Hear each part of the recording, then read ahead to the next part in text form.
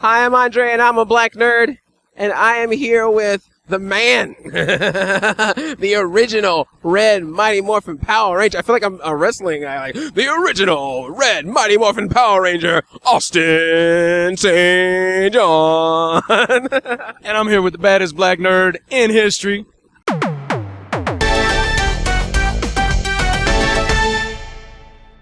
Great to have you here at Power Morphicon. How has it been for you being back here? It's been overwhelming. What a reception. I mean, I was told it was going to be big, but the lines, Saturday the lines were down, and I was told they ran like all the way down this wall and down that other wall, and like I never saw the end of it for the day until almost the very end of the day. You know, I didn't get a chance to pee most times. And then Friday night, we stayed an hour and a half past the convention close. Like, all the vendors are gone, and I'm here for another hour and a half. Because there were a bunch of guys with one-day passes that couldn't get through, and I didn't want them to miss out, you know? So we stayed another hour and a half. It was like 9:30 at night we got out of here. So the response has been amazing. You guys are awesome. You wow me. You really wow me. Something that I've been seeing everyone talking about here is that here's a show that's been going on for 20-something years. There's different iterations throughout the years, and yet the fanship just continues to grow and grow. I mean, have you even got to the point where you're seeing kids who clearly weren't born when Mighty Morphin Power Rangers came out who are coming up being like, oh, I love you as a Red Ranger, I love you as Zeo. And Yeah. I mean, my first show back, once I got back from the Middle East, was in Houston. 20 years ago, it was the parents that came up with the little kids, and that's what I paid attention to. So they were walking up with little kids, and my instinct was to pay attention to the children and not the parents. But this time, it was the parents and the children. Yeah. And I was just like, how's this possible? And then they told me it's on Netflix, and everybody's watching Netflix, and it's just, holy cow, you know? My voice is hoarse because I've been screaming it's morphin' time like 100 times today. So it's not like I'm going through puberty again, but it's been amazing, man. Young fans, old fans. Wow. You know, that's all I can say. I keep saying, wow, this is crazy. I'll be on the other side of the convention. I'll just get like, yeah! It's probably because you said it's Morphin' time or something cool just happened, and it's just been really cool to see that happening. You were right there from the start. I mean, this was a thing that when you started, no idea what this was going to be. Is that how everyone felt in the process? Did you feel like this was going to be a phenomenon, or were you just like, it's a gig? When the original five, the first five of us were all cast together, and then Tommy joined the original cast a little while later. I can't speak for any of the others, but I can tell you that for myself, I had no idea.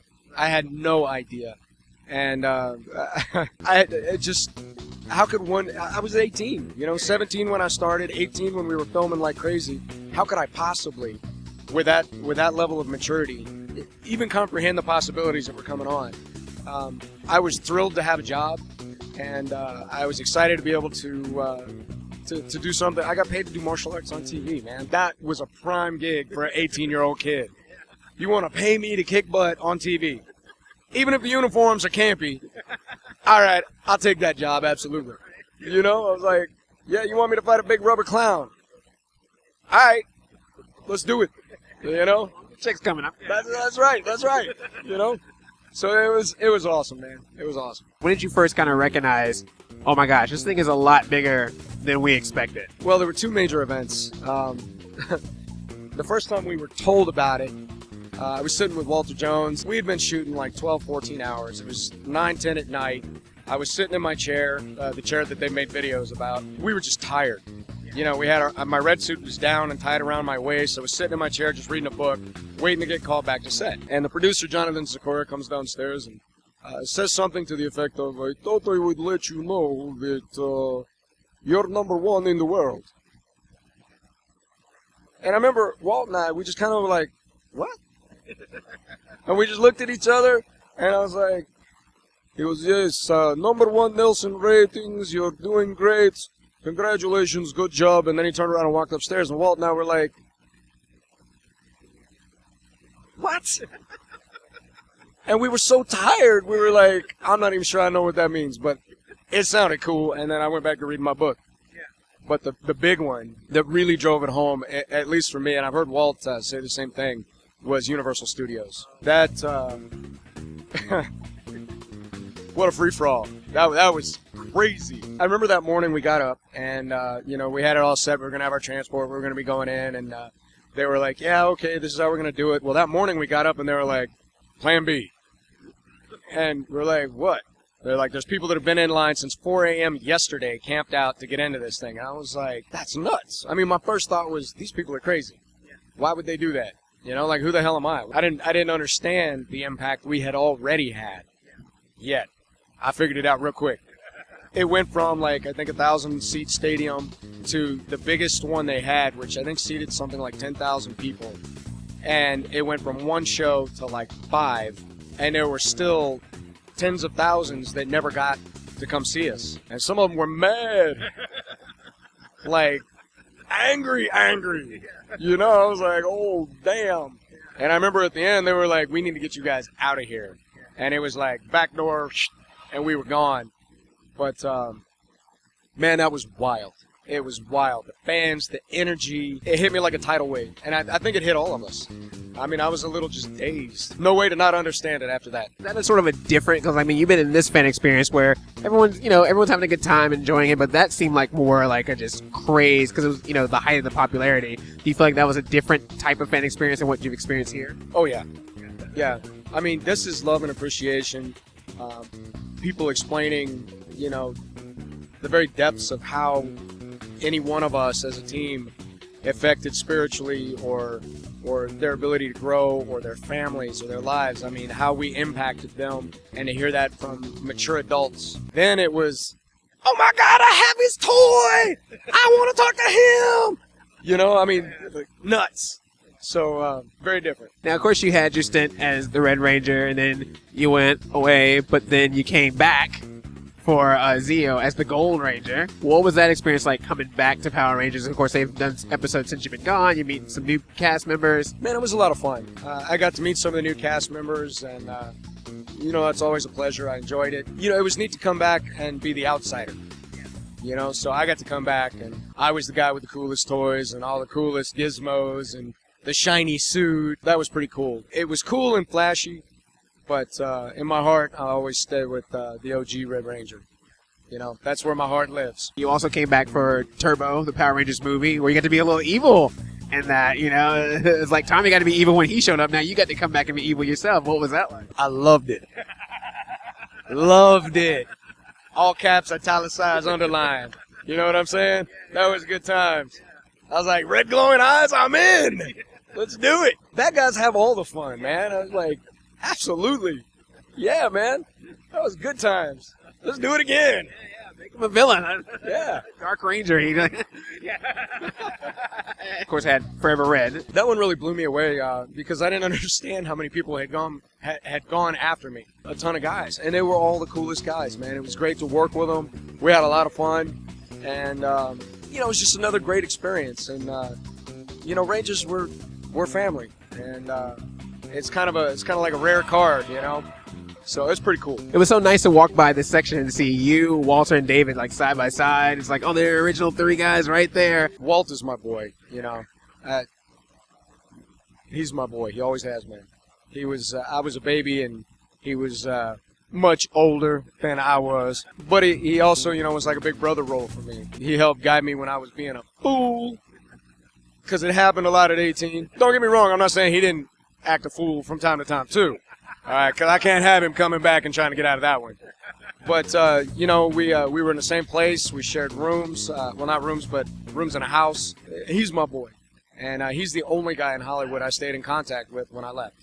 The only guy. Like, I changed my numbers, dropped off the face of the earth, and only he that I stay close to. But seeing the other guys, I mean, Dave has been great. There's a lot of memories we've been running through, and, we've shared some experiences we've been through since then, and that's been amazing. And Karen Ashley, and then Catherine Sutherland, and Nakia, and Font, and Cardenas, and all these guys that I've seen. Damn, it just makes me feel old.